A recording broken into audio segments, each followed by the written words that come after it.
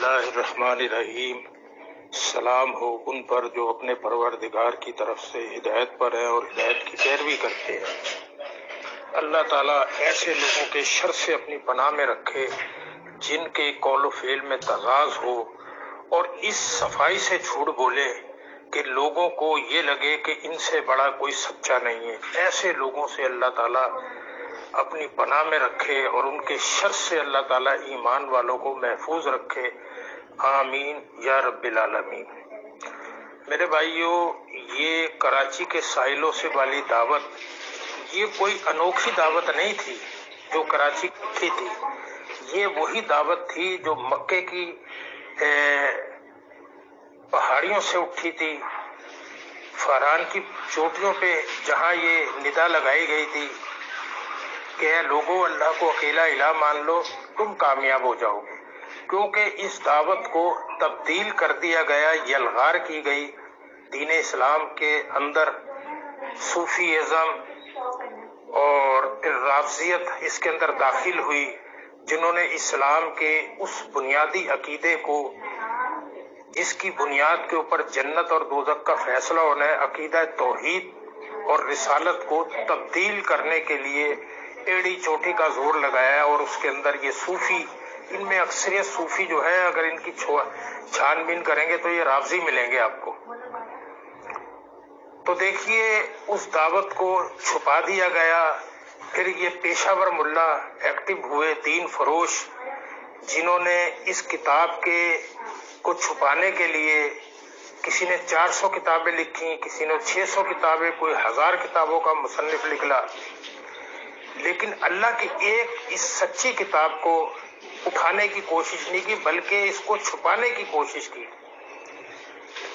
آپ دیکھیے کہ پاکستان کے اندر سب سے زیادہ پڑھے جانے والا ترجمہ جو ہے وہ دیوبندیوں کا ہے، اور انہی کا کیا ہوا ترجمہ جب ان کے عقائد کے اوپر آپ پیش کریں گے تو پتہ یہ لگے گا کہ یہ خود اس قرآن کے سب سے بڑے انکاری ہیں۔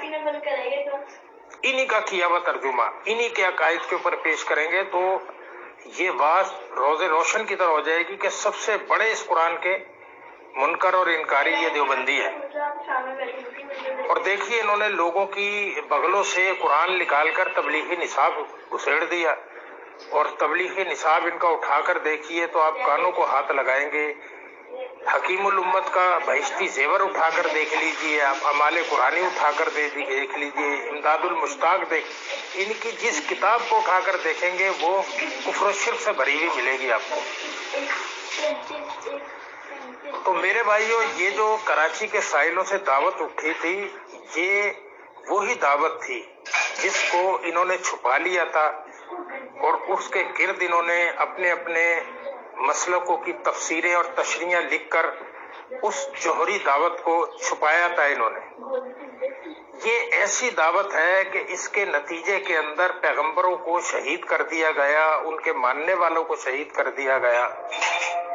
یہ ایسی جوہری دعوت ہے کہ لوگوں نے محسوس کیا، جو گمراہ تھے، کہ اگر یہ دعوت پھیل گئی تو ان کا کاروبار، بدکاری کے اڈے بند ہو جائیں گے، ان کی ہر چیز برباد ہو جائے گی۔ اور آج پاکستان میں دیکھ لیجیے آپ کہ یہ اسلام کے دعوے دار، جب ان کے سامنے اسلام کی بات کی جائے تو سب سے پہلے یہ مذہبی ٹھیکیدار، چاہے جماعت اسلامی ہو یا یہ فضل الرحمان ہو یا یہ دوسرے دیگر جتنے بھی ہوں، یہ اس کی مخالفت میں آ جاتے ہیں اور اپنی تفسیریں آگے رکھتے ہیں۔ یہ اس سیدھی بات کو جو نبی صلی اللہ علیہ وسلم پر آخری کتاب اتری تھی، اور وہ خود آخری نبی تھے، ان کے آخری فرامین کے مقابلے میں، آخری کتاب کے مقابلے میں انہوں نے نظریات اور عقائد گھڑ لیے اور دین اسلام کو تبدیل کر دیا۔ تو کماڑی کے ساحلوں سے اٹھنے والی دعوت نے ان کی اینٹ سے اینٹ بجا دی۔ اور دیکھیے کہ وہ مرد مجاہد کراچی کے ساحلوں سے لے کر اور کشمیر کے پہاڑوں تک اس نے یہ دعوت پہنچائی، انتھک میں محنت کی، اور جو اللہ کے دین کے لیے کام کرتا ہے، اللہ اپنے اوپر اس کا ایک بھی احسان نہیں رکھتا، اس کا بدلہ اتنا دے دیتا ہے کہ اس کے تصور میں بھی نہیں ہوتا، اتنا بدلہ دے دیتا ہے۔ اور اللہ کے اتنے احسانات ہیں انسانیت کے اوپر کہ ہم شمار بھی نہیں کر سکتے۔ ہم اس کی جتنی تعریف کریں کم ہے، تسبیحات کریں وہ کم ہے، رکوع اور سجدے کریں وہ کم ہے۔ جتنے بڑے احسانات اس مالک کائنات پر، اس انسانیت کے اوپر کیے اس مالک کائنات نے۔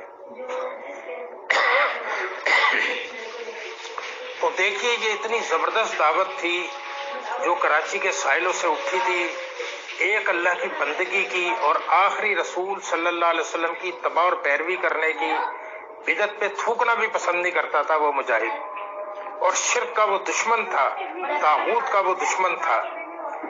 لیکن دیکھیے اس نے ہر موضوع کے اوپر گفتگو کی، دلائل دیے، قرآن حدیث کے دلائل دیے، چاہے ملائکہ کے سجدے کا ہو اس پہ اس نے دلائل دیے، اور کہا اس نے کہ یہ سجدہ جو ہے اس کو اللہ نے حکم دیا اور اس کی کوئی تشریحات نہیں کی اللہ تعالیٰ نے، ہمارا اس پر ایمان ہے، اور نہ نبی صلی اللہ علیہ وسلم نے اس کی کوئی وضاحت کی۔ اب اس کو کیوں کیسے اللہ نے حکم دیا، اس کے جانے بغیر ہم اس پر ایمان رکھتے ہیں اس بات کے اوپر، اور جن کے دلوں میں ذیق ہوتا ہے، مرض ہوتا ہے، ٹیڑھ ہوتی ہے، کفر ہوتا ہے، وہ اس کی کھوج بین میں لگ جاتے ہیں، جیسے سعید اور محمد حنیف اپنے اس بدنما عقیدے کی پاداش کے اندر اس سچے واقعے کو جو عالم بالا میں ہوا تھا، اس کو اپنے غلیظ عقیدے کی بنیاد کے اوپر اس کو اس کے دلائل کے طور پہ پیش کرتے ہیں، یہ عقل کے اندھے۔ اور پھر دیکھیے اس جھوٹے کا، سعید کا اور محمد حنیف جھوٹے کذاب کا، ان دونوں جھوٹوں کا معاملہ دیکھیے کہ یہ اتنے بڑے جھوٹے کذاب ہیں، ان کا کوئی کلپ اٹھا کر دیکھ لیجئے دونوں کذابوں کا، ایک بڑا کذاب ہے ایک چھوٹا کذاب ہے۔ یہ کیچڑ اچھالتے ہیں، جھوٹ بولتے ہیں، بہتان، کیونکہ جھوٹے کا کام ہوتا ہے جھوٹ بولنا اور بہتان لگانے والے کا کام بہتان ہوتا ہے۔ یہ دونوں چیزیں ان کے اندر پائی جاتی ہیں، کوٹ کوٹ کر بھری ہوئی ہیں۔ کہتے ہیں کہ جی ملائکہ کے سجدے کو بھی مانو اور یوسف کے سجدے کو بھی مانو، عقل کے اندھو، ملائکہ کا سجدہ تو قرآن میں موجود ہے، ہمارے ایمان کا حصہ ہے وہ۔ تو لوگوں کو یہ تاثر دیتے ہیں کہ جیسے ہم لوگ ملائکہ کے واقعے کے انکاری ہیں۔ یہ اتنے بڑے مکار اور بے ایمان جھوٹے ہیں، صرف اپنے اس ناپاک اور غلیظ عقیدے کو کہتے ہیں یہ قرآن کا عقیدہ، جھوٹے ہیں، پکے جھوٹے۔ آپ دیکھیے کہ اس مجاہد سے لوگوں نے سوال کیے اور جس کے بارے میں سوال کیا اس نے ٹھوک کر دلائل دیے اور قرآن اور اللہ کے رسول صلی اللہ علیہ وسلم کا اسوہ پیش کیا اور اس کے عقیدے کی پھٹیاں اکھیڑ دیں۔ یہ اتنے بڑے جھوٹے ہیں کہ جب ان سے کہا جاتا ہے کہ دیکھو اگر تم یہ کہتے ہو کہ یہ قرآنی عقیدہ ہے تمہارے نزدیک، جبکہ یہ قرآن کا عقیدہ نہیں ہے، جھوٹ بولتے ہیں یہ، تو پھر لگاؤ امام بخاری پر فتویٰ، کیونکہ وہ تو اس سجدے کو اس کا حصہ ہی نہیں مانتے، خواب کی تعبیر کے اندر جو وہ لائے ہیں، اور نہ ہی وہ مجاہد، وہ تو کہتا ہے کہ نہیں حضرت جس کا ایمان خراب ہوتا ہے وہ ایسے تفسیر کرتا ہے کہ یوسف علیہ السلام کو سجدہ ہوا ہے اور اپنے شاگردوں سے وہ سجدہ کرواتا ہے جیسے محمد حنیف کروا رہا ہے۔ اور پھر محمد حنیف کا جھوٹ دیکھیے اس کلپ میں، مجھے تو حیرت ہوتی ہے، میں سوچ سوچ کے پریشان ہو جاتا ہوں کہ یار یہ اتنا بڑا جھوٹا آدمی ہے محمد حنیف۔ کہتا ہے کہ جی اس نے، کیپٹن ارشد نے مجھ کو ایک کتابچہ دیا، اس میں چند جھوٹی دلیلیں لکھی ہوئی تھی۔ کتنا بڑا جھوٹا ہے۔ آج وہ کتابچہ تعظیمی سجدے کے شرک کے نام سے موجود ہے، اس کی کاپیاں چھپی ہوئی ہیں، لوگوں کو تقسیم کرتے ہیں، PDF موجود ہے اس کا، وہی جو محمد حنیف کے ہاتھ میں دیا تھا، اور قرآنی دلائل ہیں اس کے اندر، واقعات بیان کیے، دلائل دیے قرآن حدیث سے کہ یہ سجدہ جو ہے یہ اللہ کو ہوا ہے شکر گزاری کے طور پر۔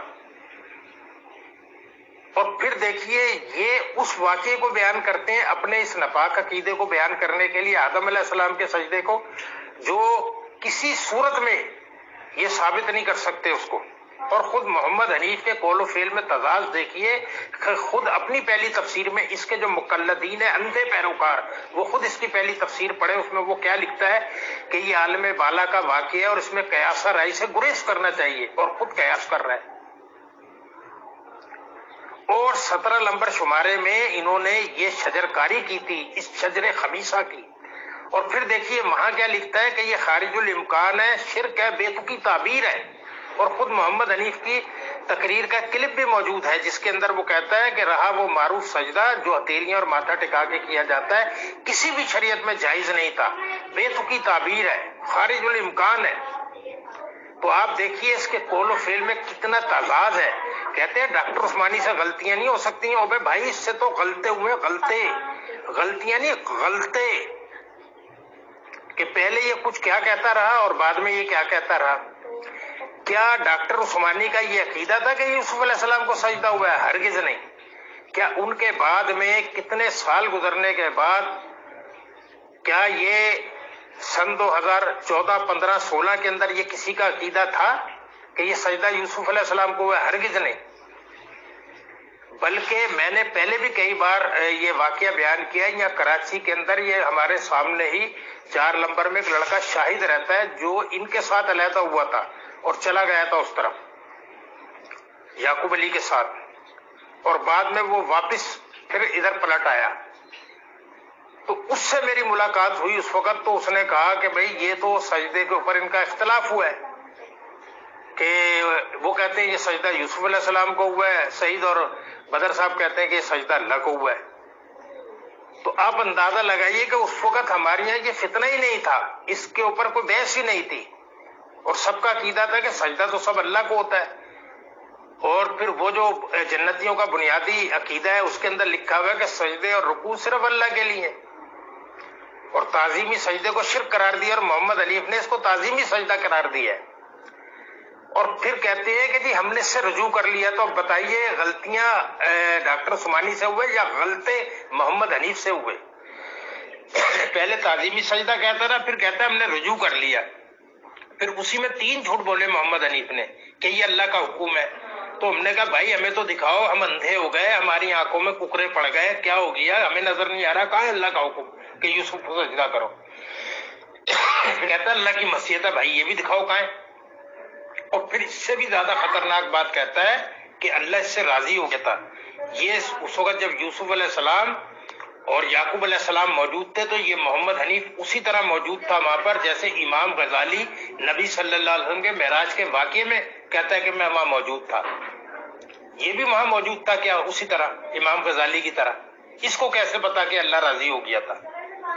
اس کے اندھے مقلدوں کو یہ چیزیں نظر نہیں آ رہی، آنکھیں بند کر کر لگے ہوئے جہنم کی طرف دوڑ لگائی ہوئی ہے، اور وہ جھوٹا کہتا ہے کہ جی سچوں کا ساتھ دو۔ یہ بات تو صحیح ہے سچوں کا ساتھ دو، لیکن تو خود بہت بڑا جھوٹا ہے بھائی حنیف، تو نے اتنا بڑا جھوٹ بولا اور اتنی صفائی سے۔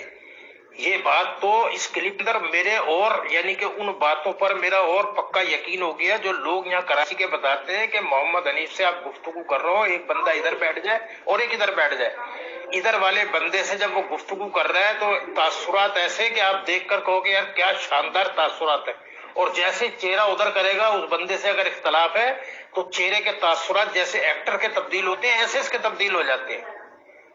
تو لوگ مجھے بتاتے تھے ابھی ہم نے تو کبھی نہیں دیکھا، لیکن اس کلپ کو سننے کے بعد مجھے اندازہ ہوا کہ واقعی یہ بہت بڑا ایکٹر بھی ہے، اداکار بھی ہے، فریب کار۔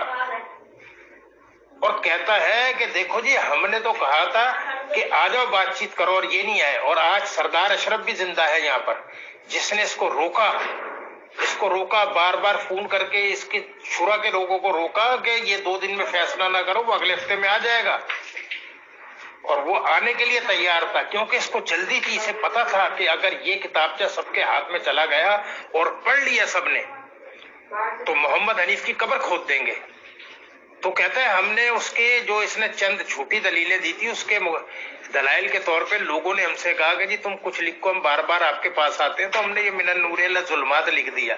تو اگر وہ جھوٹا تھا تو اس کے ساتھ اٹیچ کرتا اسے کہ یہ اس کے جھوٹے دلائل ہیں اور یہ ہم نے سچے دلائل دیے۔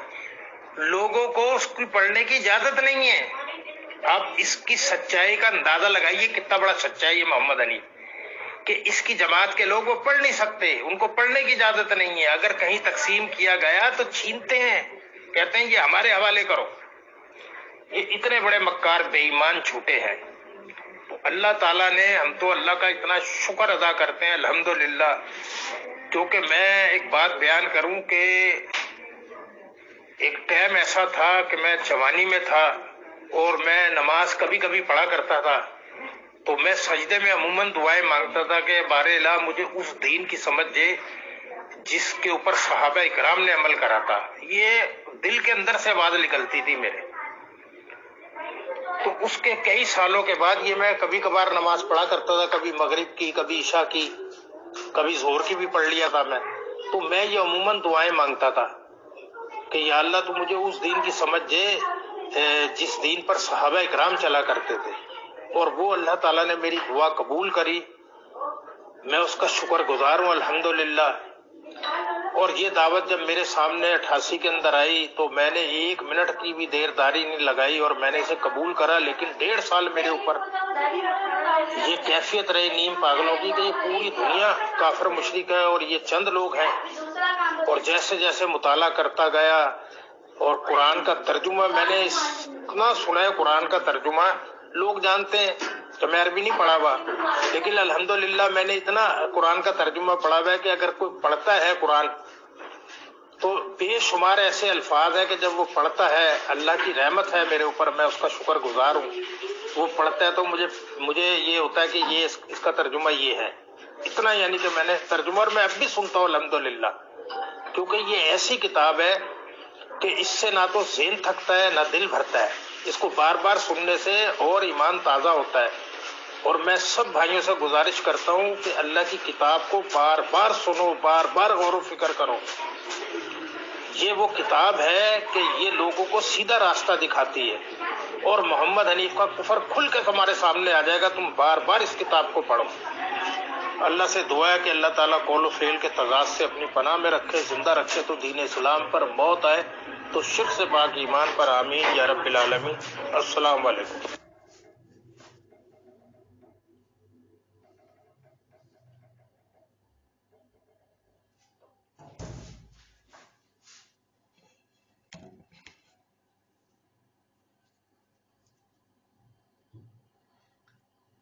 یہ اس کے اوپر مزید تبصرہ سنیے ذرا.